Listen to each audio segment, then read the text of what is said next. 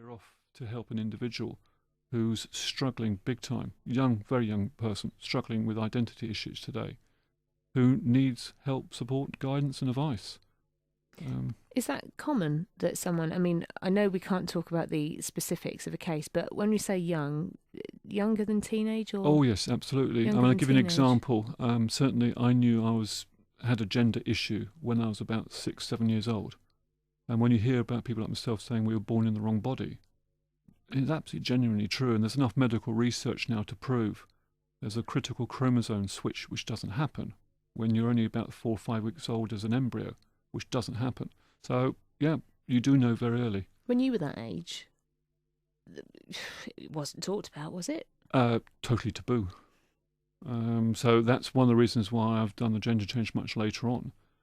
And I think sometimes that's why I want to do what I'm doing now, going hyper public, is it helps parents out there who will have a child who shows some sign of gender confusion, gender difficulty.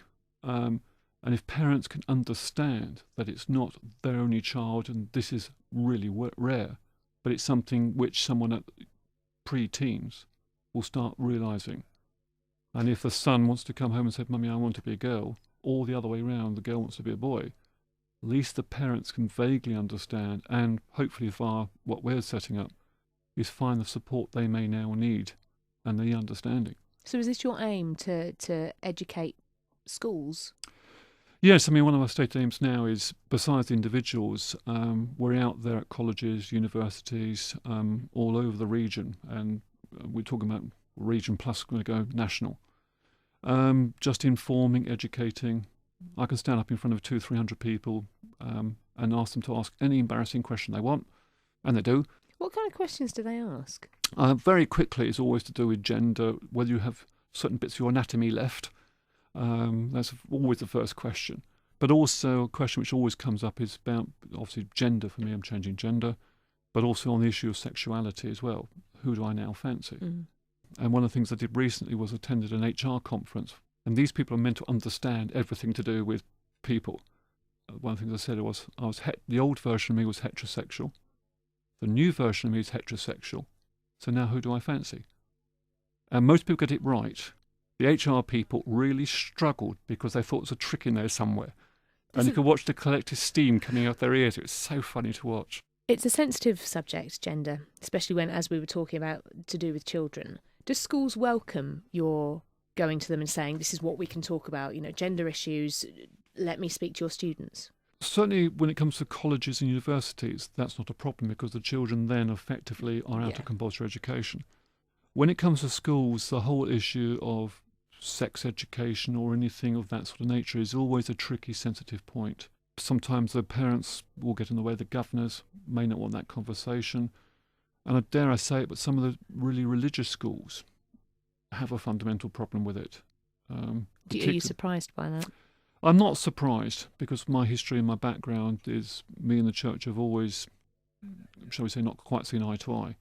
And certainly if you're going to read some of the blogs you see out there, when they talk about God does not make mistakes, well, sorry, yes, they do, because obviously people are born with physical, mental disabilities. The fact I was born with a female brain and a male body isn't necessarily my fault. But I'm going to correct that and help others out there. This particular school we're going to be seeing shortly, they've come to us. So obviously the word is getting out there. I mean, certainly one college, and I'm quite happy to know it's Milton Keynes College, out of the sessions we've done there, and they've been absolutely wonderful. But we're helping one or two, shall we say, people from the college who have now surfaced with gender issues, or somebody whose family member has gender issues, so we're helping them by third party. That is absolutely perfect. That's exactly what we're set up to do. And how about you? I mean, you're here to give us an update, and you've been on the JVS show, and you've talked to us before about the struggle that you had with your own gender. Mm-hmm. How are things going with your treatment? As with the NHS, everything is always slow. You have to do this 2-year real-life test, where you have to live in your chosen gender. And that's what you're still I'm in doing. that 2 year. I'm on 18 months into that trip. The first year is probably the toughest year I've ever had in my life, because you never walk out that front door. You never know if you're going to get back in again. Year 2 is getting better because I'm on hormones and everything's doing its job. but also as an individual, I'm getting stronger. Yes, sometimes people make comments to me which hurt. I had one situation recently with a batch of kids as I walked past, said, "Oi, are you a man or a woman?" And it's that sort of response I haven't quite yet worked out. How do you feel when someone says something like that to you? Well, it's happened to me a couple of times. And on one previous occasion, I turn around, smile sweetly, curtsy, and say, "Thank you," because they paid me a compliment, because they don't know who I am. So it depends what mood I'm in.